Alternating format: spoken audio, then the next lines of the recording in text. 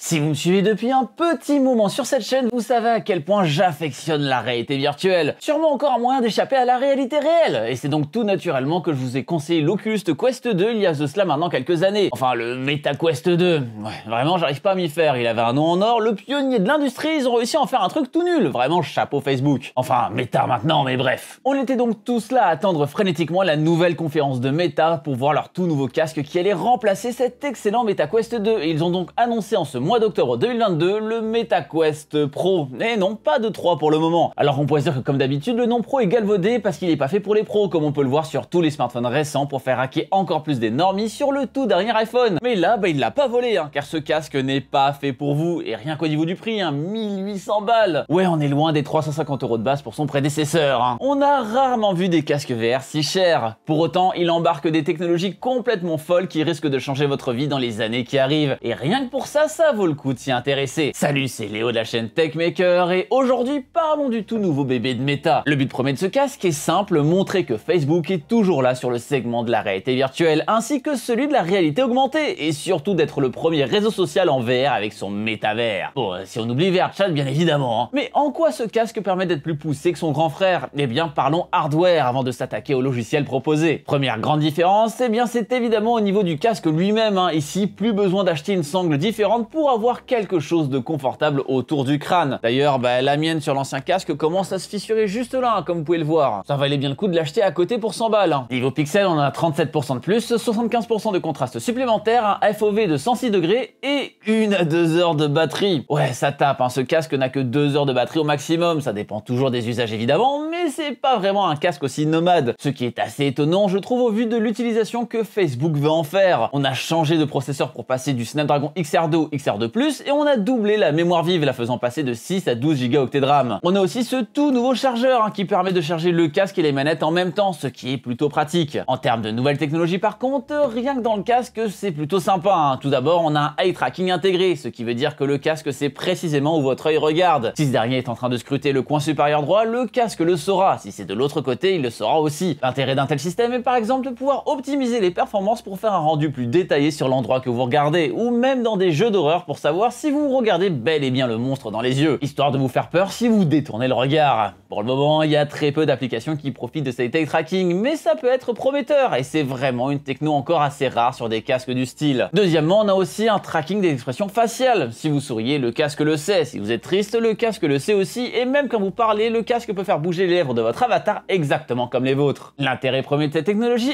est de rendre les conversations dans le métavers beaucoup plus réalistes et immersives, vu qu'on verra les visages des gens se mouvoir de la bonne façon. Derrière, on peut aussi s'en servir pour des jeux et encore une fois pour de l'horreur bien évidemment. Ouais, ce segment de jeu a explosé grâce à la VR, en même temps ça rend le tout encore plus horrifiant. Derrière, on a plein d'autres réglages, comme pour notre écart pupillaire, pour la distance des lentilles, bref, pour que ce soit adapté le plus finement à la morphologie de chacun. Pour finir avec ce casque, comme vous pouvez le voir, il est beaucoup plus ouvert sur les côtés que le Meta Quest 2, faisant passer énormément de lumière, et ça pour une bonne raison car ce dernier se veut modulable. On a ces tout petits embouts qui sont magnétiques et qui vont se placer comme ça, histoire de moins faire passer la lumière. On en a évidemment deux, et là, du coup, ça fait passer beaucoup moins de lumière que s'il n'était pas là. Mais l'intérêt de les mettre ou non, ça dépend si on voudra faire de la réalité augmentée ou virtuelle. Le problème, ces deux petits embouts laissent quand même passer toujours de la lumière en dessous, et il faudra acheter un accessoire supplémentaire qui fera vraiment le tour du casque pour ainsi être complètement immergé. Ils font payer 50 balles de plus. Ouais, écoutez, 1800 €, c'était pas assez pour tous les accessoires. Derrière, comme avec le Quest 2, on peut brancher le tout via un câble Link vendu 100 € par Facebook ou d'autres tiers pour l'utiliser avec les performances d'un ordinateur et sur d'autres logiciels comme Steam ou Unreal Engine par exemple. On aura aussi des caméras dessus pour pouvoir se positionner dans l'espace. Bref, tous les trucs classiques de ce genre de casque. Ensuite,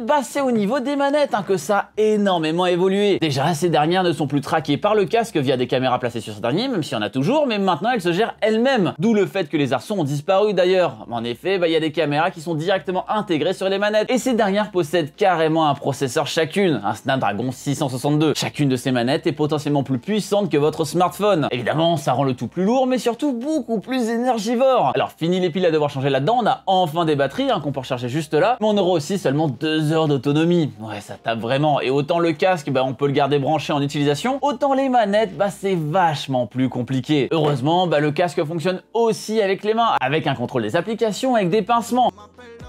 Pour le coup, c'est une technologie qui était déjà présente sur le MetaQuest 2, mais ici c'est beaucoup plus stable et beaucoup plus fonctionnel. Encore faudrait-il des applications qui exploitent tout ça quand même. On a quoi côté logiciel alors? Évidemment, on a ce fameux Horizon Worlds, le nouveau réseau social VR de Facebook, qui est beaucoup mis en avant et c'est sacrément moche. J'ai l'impression d'être revenu en 2002, tellement c'est effroyable. Mais on a la reconnaissance faciale, on a quelques mini-jeux, mais très franchement, pour y avoir fait un tour très rapidement, déjà tout le monde n'y parle qu'en anglais parce que c'est tellement peu démocratisé pour le moment, mais surtout en vrai on en a très vite fait le tour et je me vois mal utiliser ça plutôt qu'un réseau social plus classique. Mais clairement aujourd'hui le métavers c'est juste vert, chat en moins bien. Je ferai pas l'affront de passer beaucoup de temps à me balader là-dedans pour cette vidéo, mais si ça vous intéresse, on peut se faire une petite session sur Twitch dans le futur. Au moins vous verrez le casque en conditions réelles, je vous laisse me dire ça si ça vous botte. C'est plus côté application en réalité augmentée où je trouve qu'il y a un réel intérêt supplémentaire, comme avec Immersed qui permet d'avoir des écrans flottants autour de soi. Alors par ici, rien de nouveau, on parle d'une application qui existe déjà depuis fort longtemps, mais là la différence c'est de vraiment pouvoir l'utiliser sur le monde réel. En effet, c'est ici qu'on va pouvoir se rendre compte de la folie de la réalité augmentée qu'on a avec ce casque. Nous ne sommes plus sur une caméra en noir et blanc comme avec le Quest 2, mais bien sur quelque chose de vraiment propre. Bon, on sent bien qu'on regarde à travers des caméras et un écran évidemment, mais cela se rapproche beaucoup plus d'une vraie expérience de réalité augmentée. Avec ça, on voit vraiment tout dans les airs comme si on était dans Minority Report, et ça permet de travailler dans des conditions bien différentes. Pour avoir utilisé ce genre de casque pendant des heures, on s'y habitue assez vite.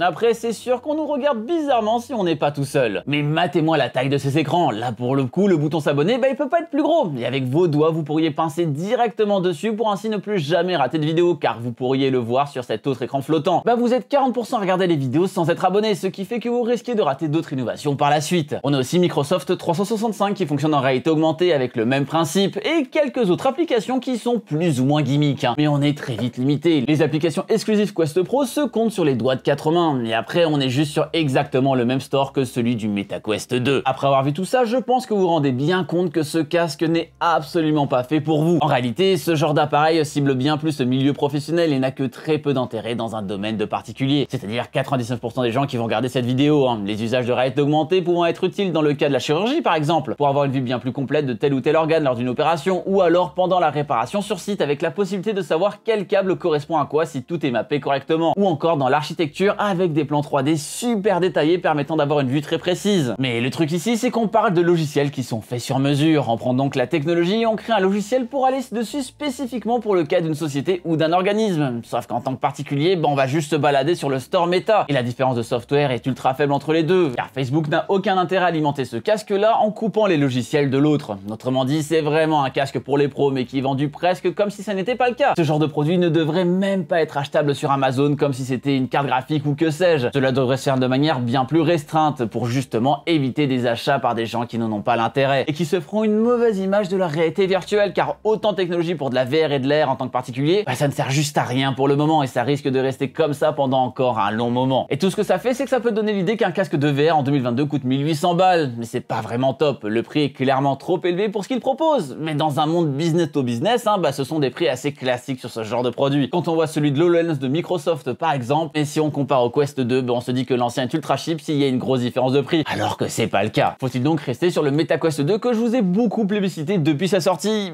Je suis pas sûr non plus, le casque commence à se faire vieux. Et en vrai, je trouve ça assez incompréhensible de la part de Facebook de ne pas avoir proposé de nouveaux casques de VR grand public quand tous les concurrents en sortent. Aujourd'hui, on a notamment le Pico 4 qui fait énormément de bruit, ainsi que le PSVR 2, le petit frère du casque de Sony, qui va aussi intégrer du eye tracking à un prix bien plus raisonnable. D'ailleurs, si ça vous intéresse que je vous teste le casque de Sony, je vous laisse aussi me le dire dans les commentaires. Mais ouais, s'il y a un MetaQuest 3 dans le futur, ça sera pas avant la prochaine MetaConnect, qui sera donc en fin d'année 2023, ce qui donnera le temps à la concurrence de prendre une bonne avance, même sur le haut de gamme comme avec le Pimax, donc compliqué. Et le problème, c'est que dans la tête de beaucoup, le MetaQuest 2 est devenu déprécié, car après tout, il y a le Pro maintenant. Je trouve que le marketing autour de ça est assez foireux. Bref, ce MetaQuest Pro est extrêmement intéressant sur le papier, mais dans la pratique, je trouve que c'est un vrai désastre et même un gros problème de communication. Comme dit plus tôt, ce casque n'aurait pas dû se retrouver en vente au grand public, car beaucoup vont se dire que c'est ça le futur, alors qu'il n'en est rien pour l'usage. Néanmoins, cela va permettre de voir l'évolution du métavers, car beaucoup de choses vont se passer sur les technologies proposées ici. Si Facebook ne fait pas faillite avant de le rendre beaucoup plus ouvert, évidemment. Rappelez-vous, on avait partagé les chiffres du métavers dans une précédente vidéo, et c'était vraiment pas fameux en termes de fréquentation, avec seulement 20% de l'objectif pour 2022 atteint. En tout cas, ça ne m'empêchera pas de continuer à tester ce produit, car c'est clair qu'encore une fois, technologiquement parlant, c'est complètement dingue. Maintenant, faut voir si quelqu'un arrive à rendre tout ça intéressant logiciellement parlant. Bref, vous pensez quoi de toutes les technologies embarquées dans ce casque? Est-ce que vous pensez avoir une utilité plus tard de tout ça, ou finalement tout ça est juste très tape à l'œil et ne sera jamais exploité dans le futur? En même temps, je peux comprendre, hein, si on voyait les expressions de visage des gens sur Twitter,